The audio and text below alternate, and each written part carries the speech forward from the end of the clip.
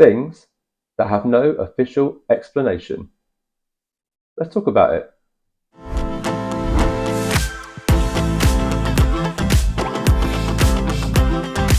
Hello guys, welcome back. In today's video, I wanted to talk a little bit about everyday things that we are aware of that actually haven't got an official explanation behind them. Okay, so the first one I'd like to talk about is something that we all experience every day, and it very much keeps us grounded, and that is the theory of gravity.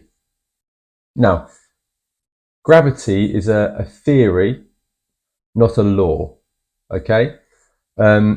Which is it's not a new concept, the theory of gravity.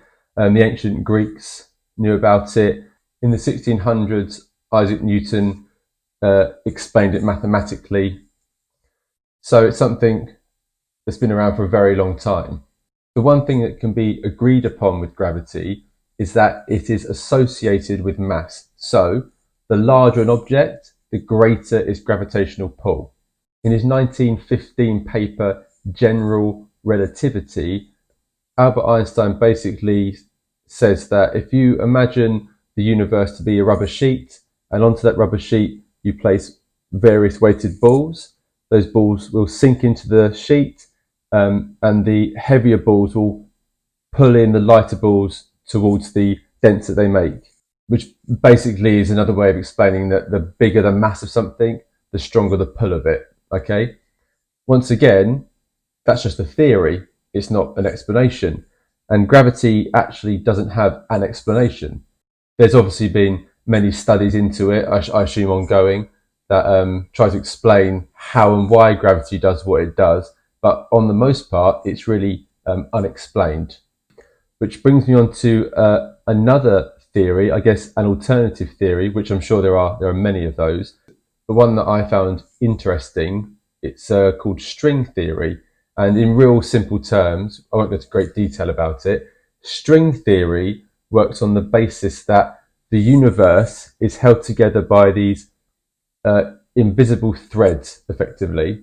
And there's like a big network of them, like a big, I guess, like webbing of these invisible threads that basically, I guess, keep us from floating away, amongst other things. As theories go, why not? Why not? Okay, so the second thing to talk about is, why do humans blush? Obviously, there's scientific reasons as to why we physically blush, but the emotional response doesn't have an actual explanation, okay? Charles Darwin said something along the lines of, blushing is the most peculiar of human expressions. He's basically saying, why would we want to draw attention to ourselves in that way? Which is a very good point. You know, it's theorized that you go obviously red when you're angry, or you go red to show submission to someone, which happens in both situations. You know, you often see someone going crazy and they're, you know, red cheeked and they're fuming when they're fuming mad. And likewise, when somebody feels awkward in a situation, they'll go red. And I suppose it could be looked at in a way that there are certain animals that, say, like a poisoned frog maybe, they have a red belly as like a warning sign to stay back. So I guess us going red, it's almost a way of, whether it's an anger thing or an awkwardness or whatever it may be, a way of keeping people away from you, which would make sense to me. But because it's an involuntary act and some people do it and some people don't, again, that's just a theory. There's many people that get angry who don't turn red. There's many people that get embarrassed or feel awkward, I should say, and don't turn red. And the third and final topic I'd like to talk about is the word dog. D-O-G. Dog. Now, it's a common word in English language. We use it obviously to describe the animal. You can use it to be derogatory about somebody.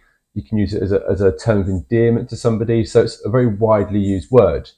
But officially, nobody knows where the word came from, as it's got no attachment or association to any other word.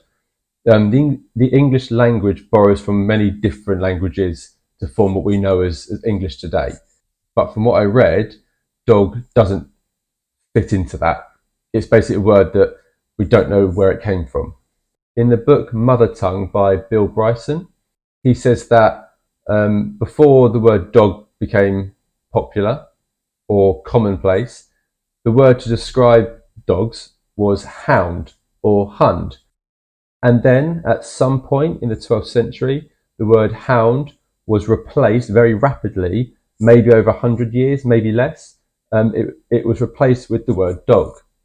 So the theory goes that either the word dog was used to describe a group of breeds. So, for example, I guess in the same way you'd say spaniels, you go King Charles Spaniel, Springer Spaniel, Cocker Spaniel.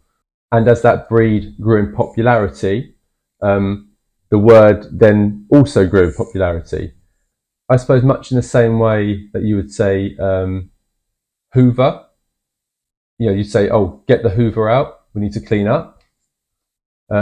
Actually, Hoover is a brand name. It's called a vacuum cleaner.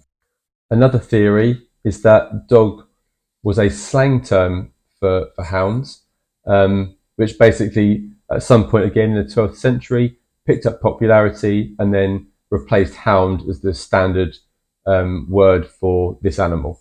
But again, they're just theories because there is no evidence as such of how dog became such a popular and commonplace word within the English language. So yeah.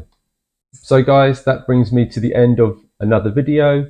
If you've got any examples of everyday things that have no official explanation, then please let me know in the comments below. I'd love to talk about it. Otherwise, thanks for watching, and I'll see you next time.